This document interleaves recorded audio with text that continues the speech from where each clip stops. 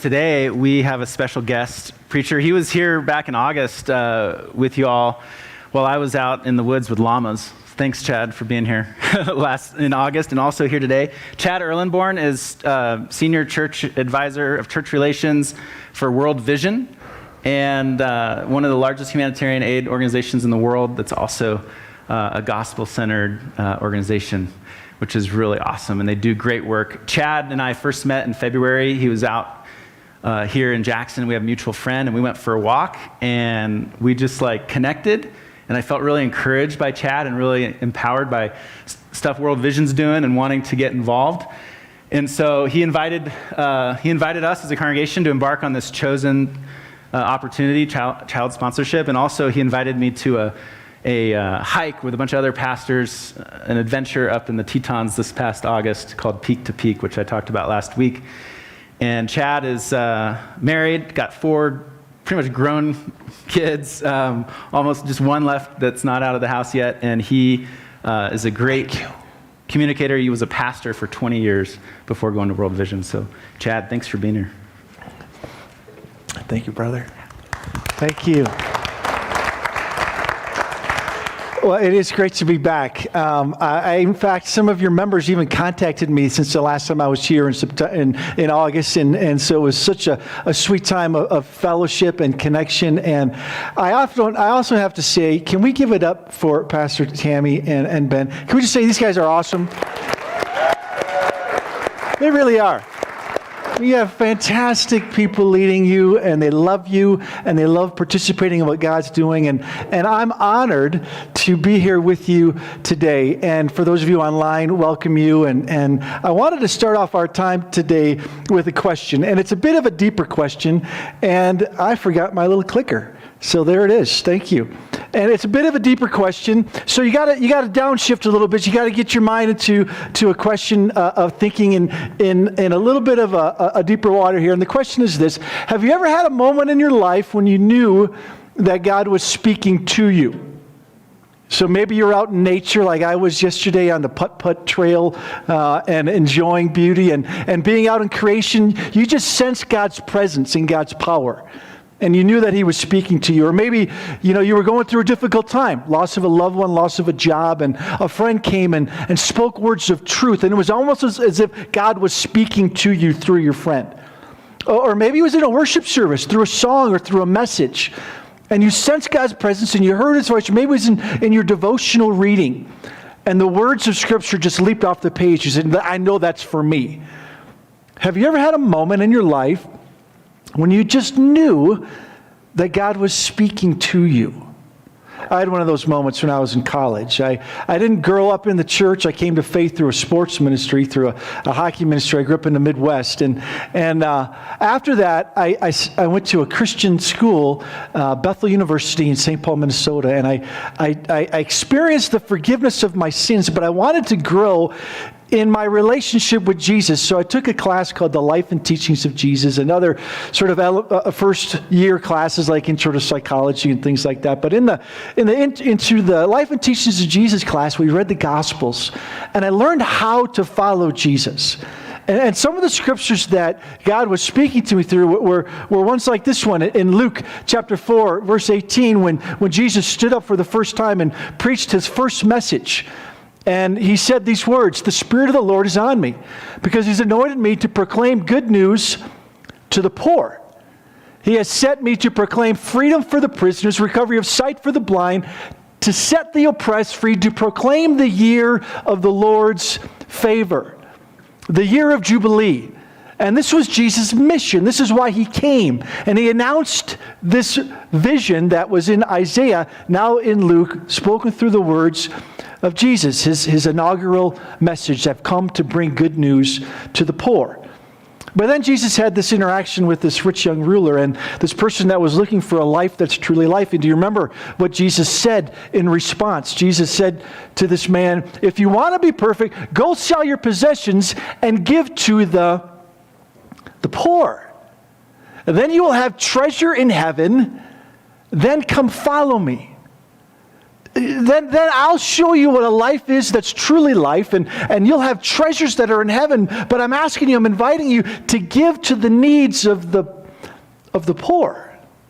But one of the kickers for me was when John the Baptist, the forerunner of Jesus, the cousin of Jesus, was in prison, and he was going through a hard time, and he was wondering if Jesus was the Messiah, if he was the one, or should he be waiting for someone else. And then Jesus said these words. He said, "Go back and report to John what you see and hear. The blind receive sight, the lame walk, those who have leprosy are cleansed, the deaf hear, the dead are raised, and the good news is proclaimed to the poor."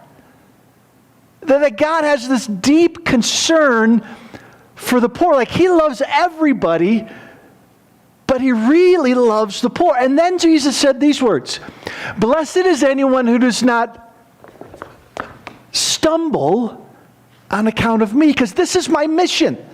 This is why I came to earth. I want to bring good news to the poor, that God cares deeply for those that are hurting and hungry. But then Jesus articulates it so well in Matthew chapter 25, this text that you studied and experienced this last week, where Jesus said, "The king will say to those on his right, 'Come, you are blessed by my Father. Take your inheritance, the kingdom prepared for you since the creation of the world. If I was hungry, you gave me something to eat. I was thirsty, you gave me something to drink. I was a stranger, you invited me in. I needed clothes, and you clothed me. I was sick, you looked after me. I was in prison, and you came to visit me. Whatever you do to the least of these, you do unto me." And Jesus identifies so closely with the hurting and the hungry that to minister to them is to minister to him. To love those he loves is to love him. So as a first year at the university, I'm soaking in these scriptures, and I have this experience in Chicago. I was living in Minneapolis, and the campus pastor invited me to go to a Cubs game. Any Cubs fans? There's a few of you out there. And I got to go to Wrigley Field, like this iconic stadium, and my first game there, and go to the game. The Cubs actually won, so it was a first time, it was a good experience. And after the game, I walk out of the stadium, and my pastor goes one way, and I was going to go visit my grandmother, and so I go a separate way, and I'm walking out down Clark Avenue with thousands of other fans, and there's a homeless guy sitting in a stairwell, and he's shaking a cup, saying 16 cents, 16 cents, all I need is 16 cents.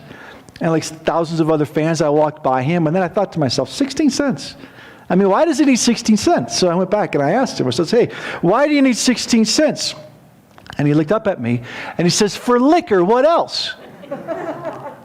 And I looked back at him and says, "Hey, I can't support your drinking habits, but if you're hungry, I'll get you something to eat." And he looked at me, then he looked back in the stairwell. He says, "Come on, guys, this kid's buying." And out of the stairwell emerged three other homeless guys, so 4 guys. And I walked down Clark Avenue, and I said, "Okay, I got like $30. I'm this college student, so let's find a pizza place." So across the street, a little further away, go to the pizza joint, walk in, sit down. I go and order, sit back down, and the pizza comes.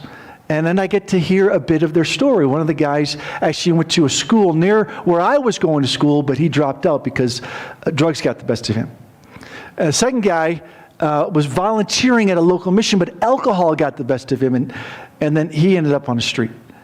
The third guy was in Chicago trying to work as a ventriloquist, but he wasn't that good, so I'm sorry. I could understand why he was where he was at. I know it's bad to say, but it's true. But then the fourth guy was this big guy, and he was really mean, and he was sort of poking fun at me. "You're just some punk kid. You don't know anything about life. You're some Christian kid. I mean, what do you know?" And he was kind of calling me names, and the guys are like, "Give him a break. He's giving us free pizza." And so he did, and then afterward, the guys went outside. I went up, paid for the pizza. I walk out, and then the big guy that was really mean, he came right up to me. He towered over me, poked me in the chest, and said, "Joke's over, kid. Give me all your money." 2 thoughts came to my mind. First was, I'm going to die. Like, I don't have any more money. Second thought was reverse psychology. Like I was in Intro to Psych, and I said, no way, man, you give me your money. And that's what he did. He started laughing. And he put his arm around me, and he said, this kid's all right. And we connected. I wasn't just some punk college kid. He wasn't some homeless man. We were fellow travelers on this journey called life. And he went on to describe the other aspects of his life and how he ended up on the street and how he makes money washing windows and some of the challenges that he's facing. And I got on the bus to go visit my grandmother, and he yelled at me. He says, hey, kid. And he pointed at me. He says, God bless you. And I got on that bus, and I went and I sat down, and I started reflecting on this experience that I had just had. And it was almost as if I heard the Spirit speaking to me. I was hungry, and he gave me something to eat. I was thirsty, and he gave me something to drink. I was the bum outside Wrigley Field, and you bought me some pizza. Have you ever had a moment in your life when you just knew that God was speaking to you? That was one of those moments where I just knew, as I was soaking in the Scriptures, as I had this experience that God was trying to communicate a message to me. And it was a truth that I learned then that has carried me to this day. And the truth is this, that if we want to get closer to Jesus, then we must get closer to the poor. That if we want to get closer to Jesus, if we want to have this personal, intimate, growing relationship with the living God, then we must get closer to the poor. Why? Because that's where He is. I was hungry, I was thirsty, I was naked. You gave me something to eat, you gave me something to drink, you clothed me. Because we can go out in nature and we can experience God's presence. We can go to worship services and read our scriptures, but if we really want to grow and know and experience God's presence in our lives, then we must get closer to the poor. And that's what I love about this passage that we read today. Isaiah chapter 58. Because God's people were disconnected from God. They weren't experiencing His presence. They were having a hard time connecting with God's voice. And the interesting thing about these worshipers was that they were attending worship services. They were showing up for worship. They were at prayer meetings. They were praying for wisdom. They were even fasting. They were putting on sackcloth and ashes. But they were not connecting with God. They had the appearance of righteousness, but their hearts were not engaged. They were going through the motions. They were even fasting and putting on sackcloth and ashes, and they expected God to hear their prayers. And Isaiah rebukes them. Isaiah says, you cannot fast as you do today and expect your voice to be heard on high. You cannot fast. You cannot worship. You cannot keep doing what you're doing today and expect your prayers to go past the ceiling and expect to connect with me. Because the people of God were doing what we sometimes do. We sometimes think, and we get into this weird bargaining relationship with God. Like, God, if I show up for worship, then you'll like me. Or if I pray my prayers, or I brush my teeth, or if I stay clean, if I don't drink, smoke, or chew, or date girls that do, right? If I just stay morally pure, then you'll like me, and then you'll hear my prayers. And God speaks very clearly. He says, you can't do that. You can't fast. You can't worship. You can't keep doing the same things that you're doing today and expect your prayers to be heard on high. And expect to have this growing, connected relationship with the living God. You're going to have to do something different. You're going to have to change your behaviors. You have to do something else. You're going to have to do something different. And what does God invite His people to do? To fast. Now, I don't know how familiar you are with fasting. The kids skipped a meal. That was the hardest thing, right? And then maybe that was the hardest thing for you this week. Or maybe you've had a tradition or a rhythm of fasting in your life, or maybe you're even familiar with Isaiah 58, the true fast that Isaiah proclaims. I don't know where you're at on this spectrum of understanding God's heart for the poor and the opportunity to fast, but today's an invitation to go deeper.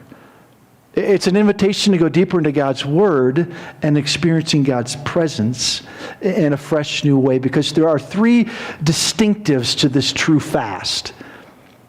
Three truths that will help us experience God even today. And the first one is this, that is costly. Do you remember what it says in Isaiah 58:3? It says, "Yet on the day of your fasting, you do as you please. You exploit all your workers." This is God's people. He's saying you're not treating your employees well. You're not paying them fairly. You're not living justly. You're keeping all the wealth for yourself. You're forcing people to work long hours for little pay. And so God says to them, untie the yoke, loose the chains of injustice, set the oppressed free. Do what is right and just and fair. Pay people fairly. Treat people justly. As Ben mentioned, I've had the privilege of pastoring and even sharing Isaiah 58 to the congregation that I served. And one of the members of the church came up after the message and he says, I'm a business leader, and I knew that. He says, and I know that my global company have exploited the poor. We haven't been good global partners. And he says, I'm going to change that. He was the VP of the organization. I know that there's steps that I can take to live justly in my work environment. But he says, I also know that I've benefited. And I need to do something different in my life. And I feel called to give. And he says, how much should I give? And I just answered, well, till it hurts. Because that's the nature of fasting. You sacrifice something. You give up something for the sake of something else. You give up something good for the sake of something better. You give up collecting wealth for yourself, or just keep it for the sake of bringing water to children or healing to nations, to people. It's costly. That's the true fast. It costs you something. So as you think about your own life and this invitation to go deeper in your relationship with God by caring for the needs of the poor, what is it that God might be calling you to sacrifice? Because that's the invitation that God gives us. It's costly. It costs you something, but it's also active. Listen to all these action words. This isn't a fast where you go out into a retreat and you go without a meal and you're all alone in silence. This is active. This is an active participation in God's redemptive work in the world. Loose the chains, untie the cords, set the oppressed, break, share, provide, clothe. Actively participate, and not just a one-time experience. It's not just check a box. Let this be a continual, active participation in God's redemptive work in the world. Verse 10, it says, if you spend your time, if you spend your money, what does it say? If you spend yourselves on behalf of the hungry. If you spend your life, your mind, your will, if you're personally engaged in God's concern for the poor, it's costly, it's active, but it's also personal. If you're spending yourself on behalf of the poor, it's a personal engagement. It's something that's close. Like last time I was here, I got to talk about how the friends brought their friend, the paralytic man, to Jesus. They were close to him, and they saw his pain and suffering. And that's what Isaiah is saying. He's saying, share your food with the hungry, provide the poor wanderer with shelter. When you see the naked, clothe them. In order to clothe someone that's naked, you got to be close to them. In order to provide for the poor wanderer, you welcome them into your home. To share food, Isaiah's he's painting a picture of the table, the fellowship, your dinner table. And to share your food is to pass the plate to the person next to you that you've invited into your fellowship. Because remember, in the first century and in the early readings of the scriptures in Isaiah's time, food was fellowship. It was commitment. It was, I'm for you, I'm with you, we're together, we're almost like family. And that's what you communicate when you're sharing a meal. It's not fast food, it's like slow food. It's like, this is what God has invited us into. And that's the picture that God paints. That poverty isn't some concept, it's personal. I remember the first time that I heard about child sponsorship. I was a freshman at college, and I'm learning these truths about God's concern for the poor, and I was at this group meeting for our dorm, and it was like an activity, it was all this fun and buzz, and then this upperclassman stood up, and it was almost like a buzzkill for the whole meeting, but he stood up and said, you know what, there are kids that don't have access to education that are dying from a lack of unclean water, and for $39 a month, or maybe it was $29 back then, it was, you could save a kid's life. And I remember thinking to myself as a college student, you got the wrong audience. Like, we're just poor college students. Like, there's nothing that we can do to help these kids that don't have a chance to go to school or drink water or experience fullness of life. But then a second thought came into mind, and I thought to myself, well, I've kind of been sponsored. I got a scholarship to go to school. I got a grant to go to school. I wonder if I work an extra shift in food service, if I could, sponsor a kid. And that's when I welcomed Nelson Emilio Rodriguez into my life from Peru. And I remember receiving my first letter from Nelson and hearing about things that he enjoys. He likes to play soccer and some of the subject matters in his school. And all of a sudden, poverty moved from a concept to a person. Poverty had a name. It's Nelson. And I got to invest in Nelson, and Nelson got to invest in me, and I got to pray for him. And as I went through my education, I was transformed because he was going through his education. And my vision of the world grew, and my heart grew deeper in gratitude for what God has given to me. And since then, we've sponsored one child for each one of our children. And even one of my kids got to see and meet one of our sponsored children. And have grown in generosity and gratitude. And I think that's the beauty of the true fast.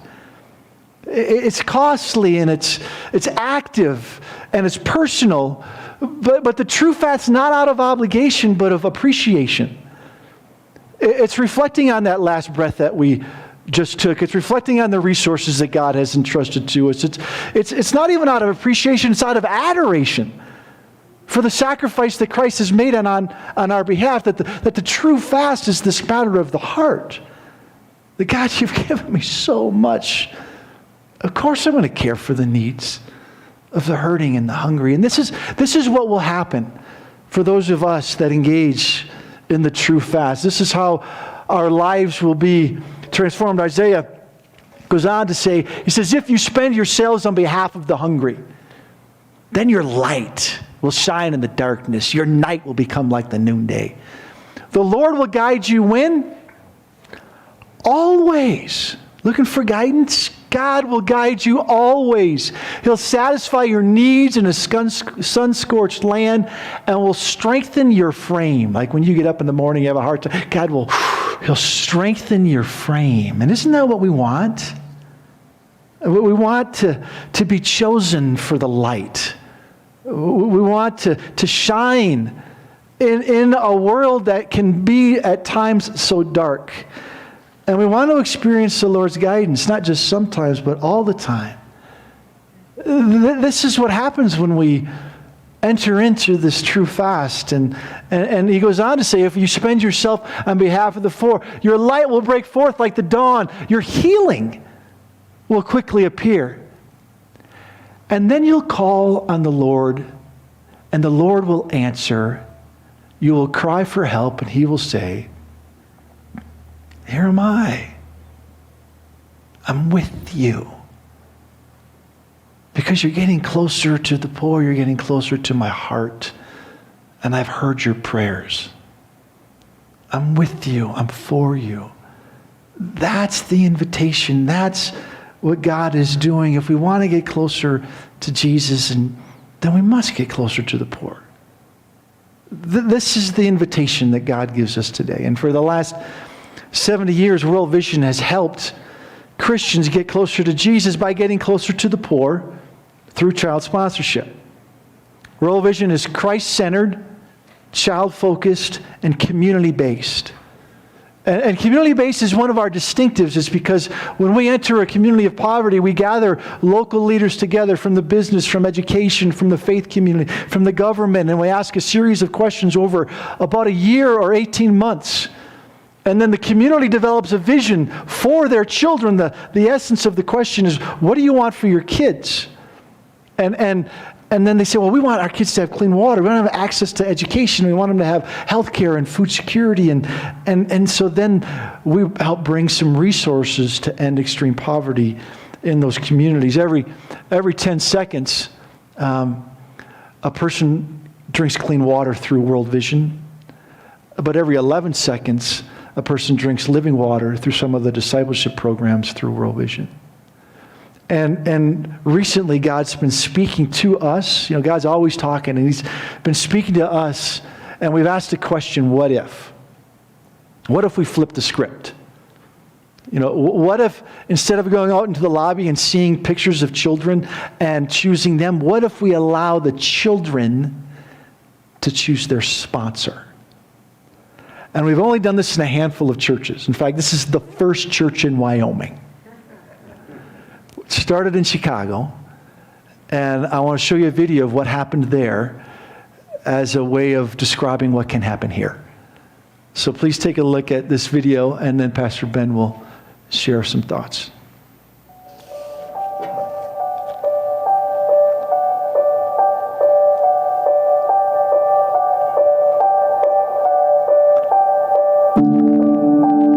In the heart of downtown Chicago, hundreds gathered who wanted to sponsor a child through World Vision. But unlike so many sponsorship events before, this one was a bit unexpected.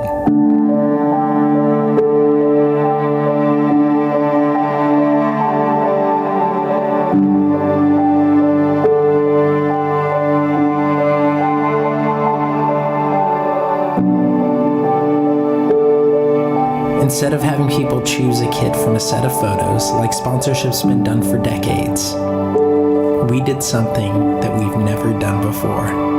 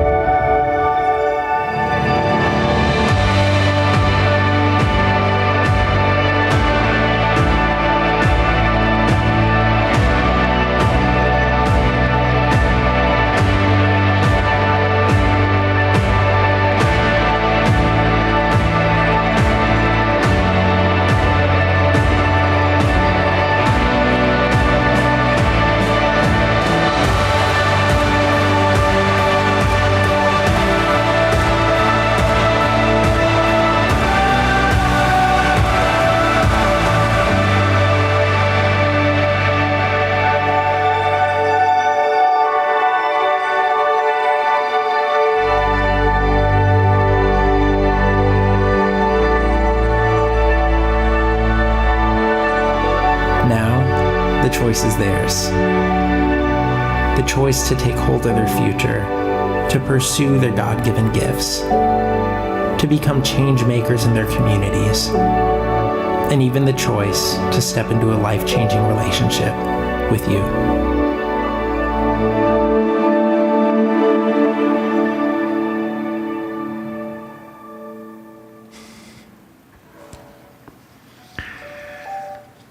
So, in partnership with World Vision, the Presbyterian Church of Jackson Hole is going to host a choosing party in a village in Zimbabwe, in southern part of Africa. And our photos will be on strings in maybe a building in this village where kids can come and choose you. My family, the Pascal family, we're gonna be chosen. I know Tammy is gonna be chosen. I invite you to consider your family or as an individual to be chosen by one of these children in Zimbabwe through World Vision. Because child sponsorship saves lives. It brings access to clean water, brings education, food, healthcare, spiritual nurture to these children in all parts of the world. I don't know about you, but this last week with the Matthew 25 challenge, it was a challenge. It was a challenge for me. I was kind of glad it was over, to be honest. Like, it was inconvenient every day. Something messed with my way of life. And on the day where we only were drinking water, and we could eat, but the only thing we drank was water, for some reason, like the video that World Vision sent out that day on text message showed a story about this girl who had to walk 4 miles every day to get water that wasn't even clean, twice a day. She couldn't go to school because of that. And I started to tear up because I feel like everybody should have water. And that's wrong, that people can't. And I want to be a part of the change of bringing water to kids that don't have it, clean water. And so I'm even more so, like I've always been a fan of World Vision. I even interned with them for a little bit back in my 20s because they're based out of the Seattle area. And I've loved World Vision for years and years and years. But what I've learned through just getting more involved these last few months is that they're the real deal. They do amazing work, and I want to be a part of it. And we're inviting you to do that. All you got to do is take out your phone. If you want to be chosen, and you go to your text messages, and you text in the address, and if you've been doing the Matthew 25 challenge, you probably already have it in there, 56170, and then you just type all caps. I'm doing it right now, PCJH, and you hit send, and then they'll send you back something. They're going to ask for some information. One of the things they're going to ask you for is how many kids do you want to sponsor? Our goal at PCJH is that we sponsor 100 kids through Chosen. And as I said last week, that might be like a really big goal. It might be a small goal. We'll find out. And some of you might feel called to sponsor more than one. I know somebody from our church contacted me this week, similar to what Chad did with his kids. They want to have each member of their family sponsor a child. However you feel called. It's $39 a month, which I know might seem like a lot for some of us. And I love what Chad said about let's sacrifice something good for something better. Perhaps that's a latte, every week or a couple times a week that you sacrifice. Maybe that's going out to eat once a month that you sacrifice. Let's sacrifice something good for something better for these kids. And it's $39 a month. And you might be wondering, well, where does that money go? Well, Chad talked about it at 9 a.m. in the chapel. But here's the synopsis of it, is 88% of your dollar, of your giving, goes directly to Zimbabwe, to the community in Zimbabwe. So 88 cents of every dollar goes to Zimbabwe, working with these kids. And when you sponsor one kid, you're actually supporting 5, but you're only connected with 1. And the other cool thing about World Vision is they take that 12 cents. So if you have 88 cents going directly to Zimbabwe, they take the other 12 cents and they multiply it through grants and other resources. And so your dollar actually multiplies to $1.60 of impact. Every dollar you give is $1.60 of impact. It multiplies. So after you text the number, and I just got back a little text here as I was talking, it'll ask you for more information. You can set up recurring payments on your credit card or your debit card or however you want to do it. And then, and by the way, you have until 7 p.m. tonight to do this, Mountain Standard Time, to do this if you want to be part of the reveal on November 14th in worship. Okay, you can actually sponsor a child at this village after 7 p.m. today, but you just won't be part of the reveal on November 14th where you get an envelope. On November 14th, we'll have envelopes for you who've been chosen, and your child picture will be in there. And one of the things that they'll comment on is why they chose you. Just by looking at your picture, I'm sure we're going to get some really great comments. Why did they choose you? So you don't want to miss worship the next 2 weeks, but on November 14th is the reveal. The other great thing about the child sponsorship through World Vision is they make it really easy to communicate. Back when I sponsored a child with Compassion International, I remember I had to write notes and they had to translate it, and it took like months before I'd ever get back and forth. Now you can do it all electronically through text, through their World Vision app. And I'm also planning at some point, maybe in the next 5 years or less, planning a trip. Let's plan a trip to Zimbabwe and meet some of these kids as a church. The New Testament uses 2 words in Greek for time: chronos and kairos. Chronos is where we get the word chronology. So it's like time measured in minutes and hours. And kairos is time when we think of moments in time. In other words, there are minutes and there are moments. And I believe this is a moment for us as a church because, look, we're not going to be doing child sponsorship next week. We're not going to be doing it next year. We're not going to be even doing it a few years from now. This is a moment that we're doing right now as a congregation. And I think we can all take a step outside of ourselves during this crazy time in our world and into the life of a child in Zimbabwe, because there is a child waiting to choose you. I had a chance to go to a choosing party in Kenya, and I was there, and all the kids, so it's like 2,000 people. It's like the biggest party in northern Kenya had ever had. There's tents and there's government officials. I mean, it was amazing. And then the kids would go, there was 500 kids that were going to choose their sponsor. They'd go to a smaller tent to learn what they were going to do. They're going to choose their Rafiki, their friend. And then they would see this wall of photos and then choose one. And my colleague translated what the kids were saying to each other as they were looking at these wall of photos. And one of them says, I want to be part of a family that's smiling because I want a happy family. And then one of them says, I want to be part of a big family. You know, and then one of them says, I just want one person. I want that person to be part of my family. And my colleague was on saying, these children will never forget the day that they chose their sponsor. They'll remember this. They'll be talking about this like when they're old and gray. You remember that day that we chose our sponsor, because they don't get to choose anything. They don't get to choose what shoes they're going to wear because they're not wearing shoes. They don't get to choose where they're going to go to school because they're not going to school. They're dying. 1,000 kids die every day from unclean water, basically from diarrhea. And we can change that. We are going to change that. You're going to change that for the children in Zimbabwe.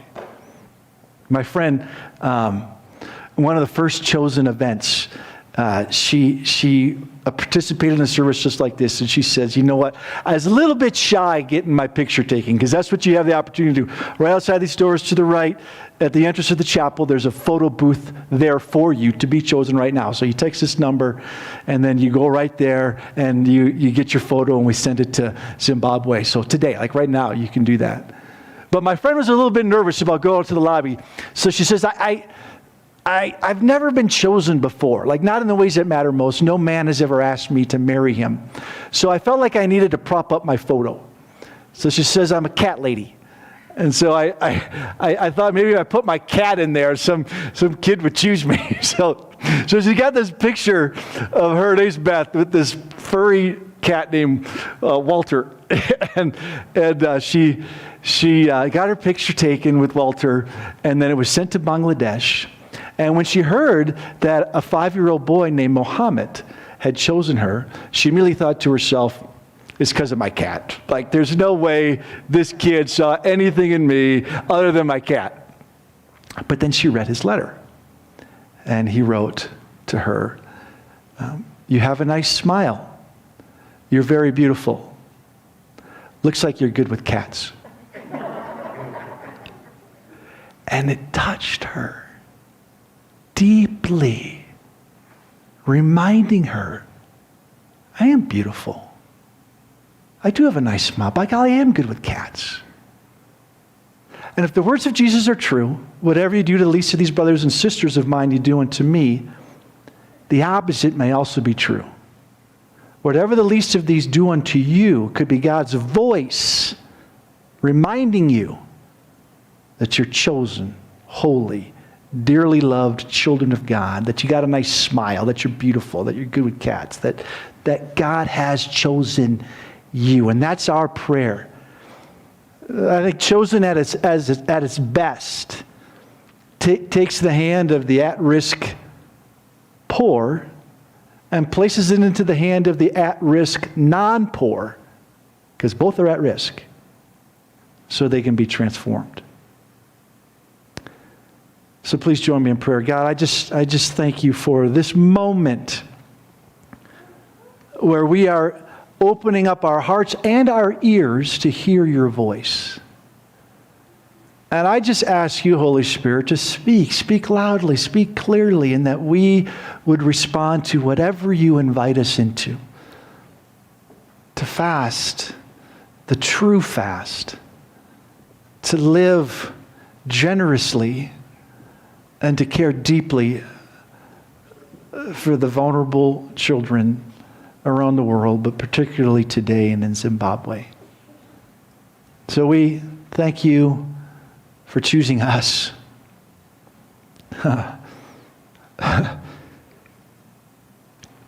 Grace upon grace upon grace. And it's in response to that grace that we live lives generously towards others. In Jesus' name, amen. I think we're going to stand for the benediction song.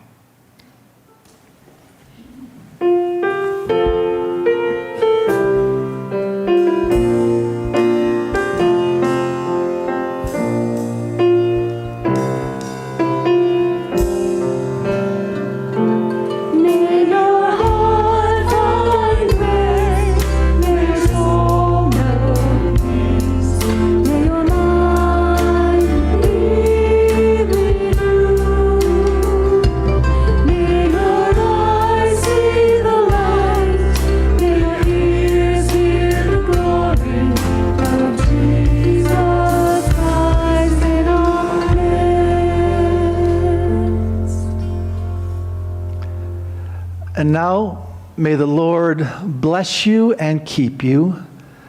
May his face shine upon you. And may you get closer to Jesus by getting closer to the poor. God bless you.